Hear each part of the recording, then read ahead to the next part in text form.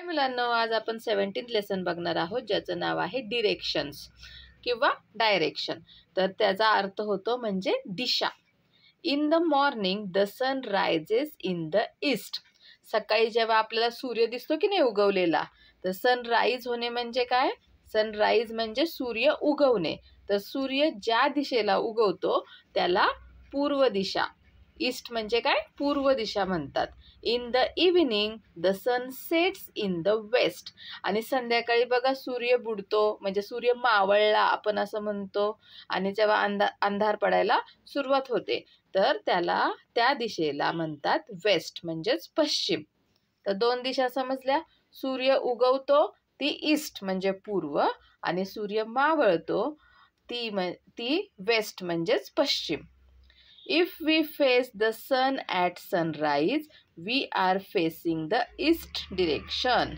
जर आपण सूर्य उगवतो त्या दिशेला तोंड करून उभे राहिलो तर आपल्या तोंडासमोर कोणती दिशा येणार आहे?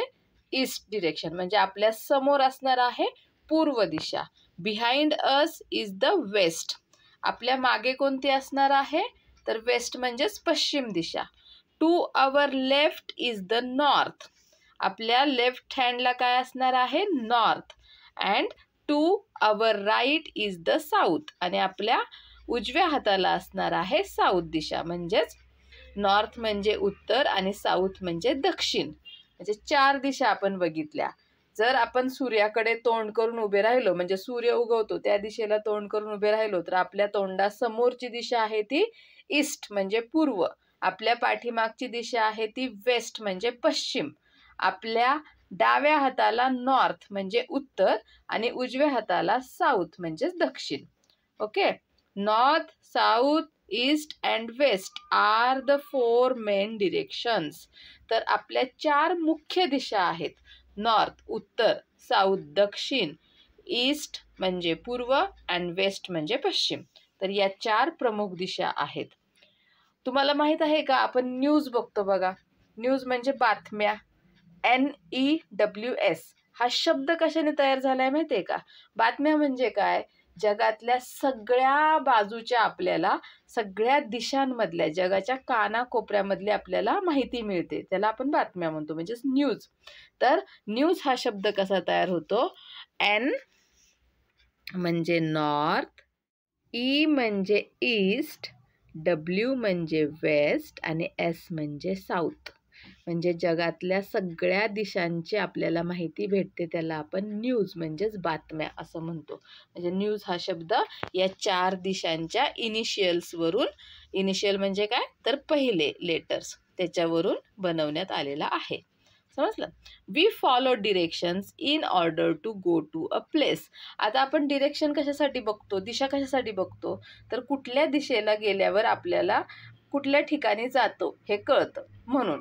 म्हणजे आपल्याला एखाद्या ठिकाणी जायचं असेल तर आपण त्या दिशेला जातो, ती दिशा फॉलो करतो. ठीक आहे. Front, behind, left and right are the common words we use to locate something or some place.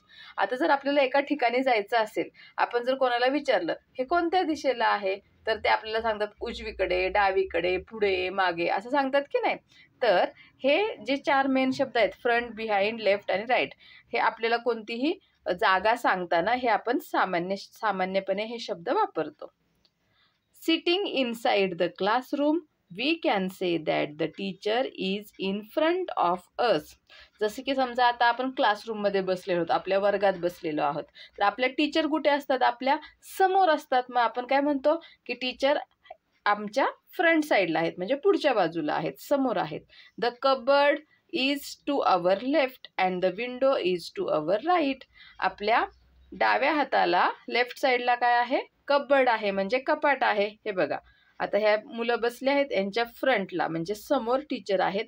Left हँडला cupboard म्हणजे कपाट आहे आणि राईट हँडला खिडकी आहे, विंडो आहे. The blackboard is behind the teacher. आणि हा जो ब्लॅकबोर्ड आहे म्हणजे फळा, हा टीचरच्या मागे आहे म्हणजे बिहाइंड द टीचर आहे.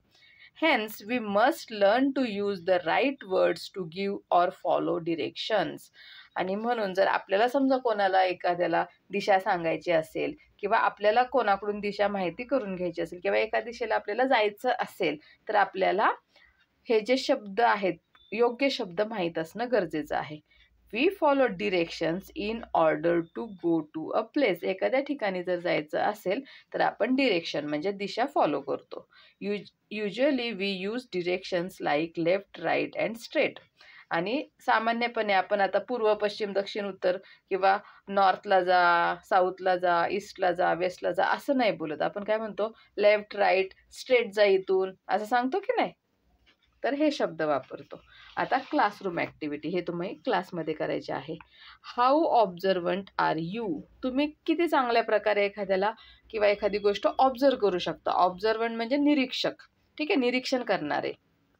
Name at least 3 landmarks like a temple, post office, park, market etcetera which you pass on your way to school.